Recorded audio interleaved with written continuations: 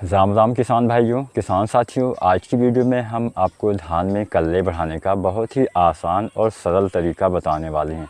हमारे सभी किसान साथी यही चाहते हैं कि हमारे धान में अच्छे से अच्छे ज़्यादा से ज़्यादा कल्ले हमें मिल सके, लेकिन ज़्यादा कल्ले पाने के लिए कई बार हम कुछ ऐसी चीज़ें भी डाल देते हैं जिससे हमें फ़ायदा नहीं मिलता है। तो यहाँ पे हम दो बहुत ही सरल उपाय, सरल तरीके आपको बताने वाले हैं। यह तरीका अपना के आप धान में आसानी से कल्ले बढ़ा पाएंगे। नमस्कार किसान साथियों, SRJ किसान चैनल पे आपका स्वागत है। अगर अभी तक आपने SRJ किसान चैनल को सब्सक्राइब नहीं किया है तो सबसे पहले चैनल को सब्सक्राइब करके बेल आइकन ज़रूर दबाएं। वीडियो को लाइक शेयर करना मत भूलिएगा। तो चलिए हम यहाँ पे आपका ज़्यादा समय नहीं लेते हैं, जानते हैं कि हम धान में कल्ले कैसे बढ़ा सकते हैं। अब किसान भाइयों, धान में कल्ले बढ़ाने के लिए यहाँ पे हम जो भी फार्मूला आपको बताने वाले हैं वो फार्मूला बहुत ही कारगर फार्मूला है। इसके द्वारा आसानी से आप बहुत ही कम खर्चे में अपने धान में कल्ले बढ़ा पाएंगे। तो फार्मूला क्या है आप जान लीजिए। किसान साथियों, आपके मन में जो भी सवाल या सुझाव हो तो नीचे आप कमेंट कर दीजिएगा। हम आपके सुझाव पे काम करेंगे, हम आपके सवालों के जवाब देने की पूरी कोशिश जल्द से जल्द करेंगे। तो चलिए हम जानते हैं कि आखिर वो फार्मूला कौन सा है। किसान साथियों, पहले फार्मूला में हम एक बहुत ही सस्ती चीज़ का इस्तेमाल करने वाले हैं जिसका नाम है फिटकरी। किसान भाइयों, फिटकरी का इस्तेमाल कब करना चाहिए, कितनी मात्रा में करना है और किन किसान साथियों को नहीं करना है, ये पूरा वीडियो ज़रूर देखिएगा। क्योंकि मैंने बोला फिटकरी आपको इस्तेमाल करना है, आपने इस्तेमाल कर दिया तो हो सकता है आपको नुकसान हो जाए।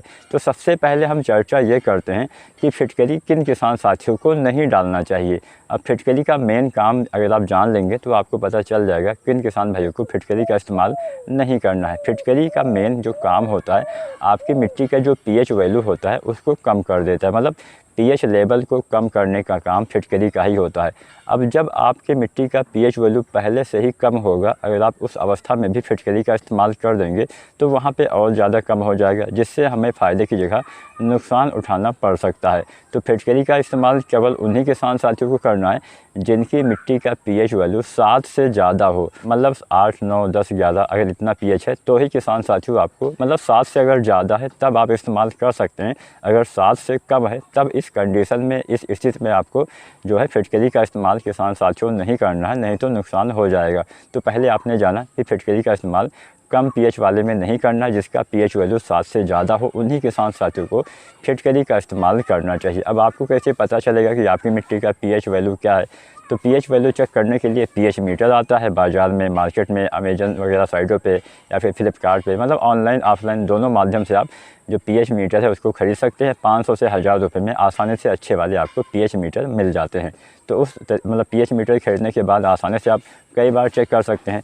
या फिर दूसरा तरीका होता है किसान साथियों, मिट्टी की जांच करवा लीजिए। तो कोई भी आप तरीका अपना सकते हैं जिसके द्वारा pH वैल्यू का आप पता कर सकते हैं। बिना pH वैल्यू जाने आपको धान की फसल में फिटकरी का इस्तेमाल भूल कर भी नहीं करना है, क्योंकि आपको तो पता है नहीं कि मिट्टी का pH वैल्यू ज़्यादा है या कम है। आपने इस्तेमाल कर दिया, अगर ज़्यादा है तब तो चलो हाँ कम कर देगा, लेकिन मान लीजिए पहले से ही कम है तब तो नुकसान कर देगा। तो आपको ऐसे ही नहीं कि मैंने बता दिया आप इस्तेमाल कर दीजिए तो लाभ मिलेगा, ऐसा नहीं होता है।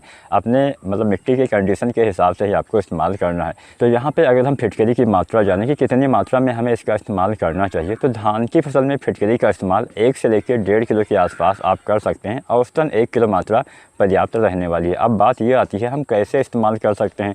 इस्तेमाल करने का बहुत ही आसान तरीका मैं आपको बता देता हूँ। जब भी आप धान में पानी लगाते हैं यानी सिंचाई करते हैं तो उस दौरान किसी भी मतलब कपड़े में या फिर किसी भी बोरा जो होता है, टाट वाला जो होता है, जूट वाला, कोई भी बोरा हो जिसमें थोड़ा सा पानी अंदर प्रवेश कर सके, तो उसमें आपको कपड़े में भी बांध के आप रख सकते हैं। मोटे कपड़े में रखिएगा। उसके बाद में जहाँ पे पानी बहता हो, मतलब जहाँ से पानी का जो प्रारंभिक स्थान होता है, मतलब जहाँ से ट्यूबवेल से आपका पानी गिरता हो, ठीक उसी जगह पे आपको रख देना है, जिससे पूरे खेत में आसानी से फिटकरी फैल जाएगी। या फिर दूसरा तरीका होता है कि फिटकरी को आप महीन महीन बारीक पीस सकते हैं। उसके बाद भी इसका इस्तेमाल किसान साथी मतलब छिट्टा विधि से भी प्रयोग कर सकते हैं, लेकिन पानी वाला थोड़ा सा आसान पड़ जाता है। अगर आप फिटकरी का छिट्टा विधि से प्रयोग करते हैं तो बारीक बारीक ही आपको पीसना है। अब ऐसा नहीं कि मोटे मोटे टुकड़े रहेंगे तो जहाँ पे ज़्यादा पड़ जाएगा वहाँ पे थोड़ा ज़्यादा pH कम हो जाएगा। तो इसलिए आपको किसान साथियों सबसे अच्छा तरीका होता है सिंचाई के आसपास पानी जहाँ पे बहता हो वहाँ पे आपको रख देना है, जिससे आसानी से पूरे खेत में फैल जाएगा। तो आपने मात्रा जान ली। अब ये काम क्या करेगा, मिट्टी के pH वैल्यू को कम करेगा।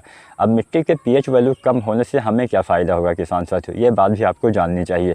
जब हमारी मिट्टी का pH वैल्यू ज़्यादा हो जाता है तो हमें नुकसान ये होता है कि हमारे जो कुछ जो सूक्ष्म तत्व होते हैं जैसे जिंक हो गया, बोरोन हो गया, सल्फर, मैग्नीशियम, जितने भी ये सूक्ष्म तत्व की कैटेगरी में आते हैं, ये सारे तत्व अघुलनशील रूप में चले जाते हैं। अर्थात आपकी मिट्टी में तो होते हैं लेकिन पौधे इसको ले नहीं पाते हैं, भोजन के रूप में ग्रहण नहीं कर पाते हैं, ये अघुलनशील रूप में चले जाते हैं। आसान भाषा में समझाऊँ तो समझ लीजिए पत्थर के समान हो जाते हैं। अब जब मिट्टी का पीएच कम होगा तो यही जो अघुलनशील रूप में आपके जो तत्व आपकी मिट्टी में मौजूद पहले से होते हैं, यही आपको फिर से घुलनशील रूप में हो जाते हैं, जिससे आपके पुराने तत्व भी आपके पौधे को मिलने लगते हैं, जिससे बिना कोई खाद डाले आपको दिखाई देगा कि पौधे में बढ़वार, हरियाली, अच्छी ग्रोथ, कल्ले का फुटाव, जड़ों का विकास आपको नज़र आ जाएगा। तो यहाँ पे हमने पहला फार्मूला तो जान लिया कि आप फिटकरी का इस्तेमाल करके भी लाभ उठा सकते हैं, लेकिन मिट्टी का पीएच वैल्यू ज़्यादा है तभी आप फिटकरी का इस्तेमाल करिएगा। अब हम जानते हैं दूसरा तरीका। दूसरे तरीके में कुछ खादों का इस्तेमाल किसान साथी कर सकते हैं। आपको इस्तेमाल करना है NPK जो आता है 18-18-18। अब NPK 18-18-18 आखिर है क्या, इसमें क्या क्या पाया जाता है? तो इसमें 18% नाइट्रोजन, 18% फास्फोरस और 18% पोटाश यानी पोटेशियम, ये 3 तत्व पाए जाते हैं। इसके अलावा एक चौथा तत्व भी पाया जाता है, इसमें सल्फ़र भी पाया जाता है। 6.1% यानी 6.1% इसमें सल्फ़र पाया जाता है, जो आपकी मिट्टी के लिए काफ़ी बेहतर काम करेगा। अब सल्फ़र क्या फ़ायदा करता है? सल्फ़र का इस्तेमाल अगर आप धान की फसल में या फिर किसी भी फसल में करते हैं तो सल्फ़र हरियाली लाने में मदद करता है। सल्फ़र अन्य तत्वों को ग्रहण करने की क्षमता में विकास करता है। इसके साथ साथ सल्फ़र के बहुत सारे फ़ायदे होते हैं। सल्फ़र हरियाली लाने में मदद करता है। सल्फ़र के इस्तेमाल से पर्णहरित लवक का निर्माण होता है, जिससे पत्तों में हरियाली आती है। अगर सल्फ़र की कमी हो जाती है तो हमारी नई पत्तियों में पीलापन आपको देखने को मिल जाता है, तो सल्फ़र से भी अच्छा लाभ मिलता है। तो यहाँ पे ये जो NPK है 18-18-18, इसका इस्तेमाल 20 दिन से लेकर 30, 35, 40 दिन की अवस्था तक आप धान की फसल में कर सकते हैं। बढ़िया लाभ मिलेगा, कल्ले का फुटाव, जड़ों का विकास, अधिक बढ़वार, हरियाली, ये सब आपको देखने को मिल जाएगी। अब जब आप NPK जो डालते हैं 18-18-18, इसकी मात्रा मैं आपको बता दूँ 1 से लेकर 1.5 किलो, ऐसे 1.5 किलो मात्रा पर्याप्त रहने वाली है 1 एकड़ खेत के लिए। अब यहाँ पे मात्रा तो आपने जान ली, समय भी जान लिया कि 20 से 40 दिन के अंदर आपको इस्तेमाल करना है, तभी अच्छा लाभ मिलेगा। 45 दिन तक भी आप डाल सकते हैं। वैसे बालियाँ निकलने से पहले तक तो आप डाल तो सकते हैं, लेकिन बेस्ट लाभ, अब यहाँ पे जो हम समय आपको बताते हैं वो ऐसा समय होता है जब अगर आप इस अवस्था में इसका इस्तेमाल करते हैं तो अच्छा लाभ मिलता है। मान लीजिए कल्ले निकलने का समय निकल गया, आप डालेंगे तो लाभ होगा, पौधे में हरापन आएगा, फसल की ग्रोथ अच्छी होगी, फसल में आपके भोजन अच्छे से बनेगा।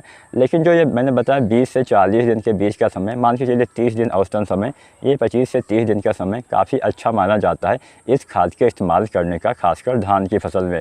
तो यहाँ पे मात्रा आपने जान ली 1 से 1.5 किलो इस्तेमाल करना है। इसके साथ में दूसरा चीज़ आपको डालना चाहिए सागरिका लिक्विड।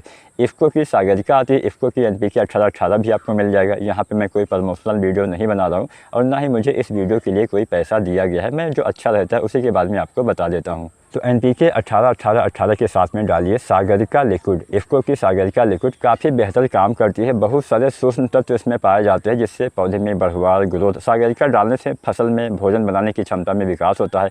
सागरिका डालने से आपकी फसल में किसान साथियों हरियाली आती है, फसल में अच्छे से भोजन बनेगा, जड़ों का विकास तेज़ी से होता है और भोजन ग्रहण करने की क्षमता में विकास होता है, जिससे जो भी आप खाद्य पदार्थ मतलब जो भी आप पोषक तत्व डालते होंगे अपने धान की फसल में, वह पौधे काफ़ी तेज़ी से ग्रहण कर पाते हैं, जिससे पौधे का विकास भी अच्छे से होता है। तो सागरिका भी आपको डालना चाहिए। 300 से 400 ml आप डाल देंगे तो अच्छा लाभ मिल जाएगा। वैसे कम से कम 250 ml से लेकर 500 ml अधिकतम मात्रा आप सागरिका लिक्विड की इस्तेमाल कर सकते हैं। तो सागरिका लिक्विड और NPK 18-18 अलग अलग घोल बना के अगर आप इस्तेमाल करते हैं, बढ़िया लाभ मिलेगा, फसल में हरियाली, ग्रोथ सब कुछ देखने को मिलेगा, अच्छे कल्ले का फुटाव भी देखने को मिलेगा। तो यहाँ पे हमने 2 तरीके आपको बताएं। पहला तरीका बहुत सस्ता पड़ने वाला है और दूसरा तरीका भी कोई ज़्यादा महंगा नहीं पड़ने वाला है। अगर आपका थोड़ा सा बजट हो तो आप सागरिका और NPK 18-18-18 डाल के अच्छा लाभ किसान साथियों उठा सकते हैं। अगर आज की मेरी ये वीडियो, आज का मेरा प्रयास आपको पसंद आया हो तो वीडियो को लाइक करना। मेरी फेस वाली वीडियो आपको कैसी लग रही है, क्योंकि मेरी ये केवल दूसरी वीडियो है, इससे पहले मैंने एक वीडियो और बनाया हुआ है, बाकी मैंने जितना भी वीडियो इस चैनल पर डाला हुआ है सारा जो है वॉइस ओवर वाला वीडियो है। तो अगर आपको मेरी वीडियो पसंद आती है तो वीडियो को लाइक ज़रूर करें और हमें किसान साथियों सपोर्ट ज़रूर करें। वीडियो देखने के लिए आपका बहुत बहुत धन्यवाद।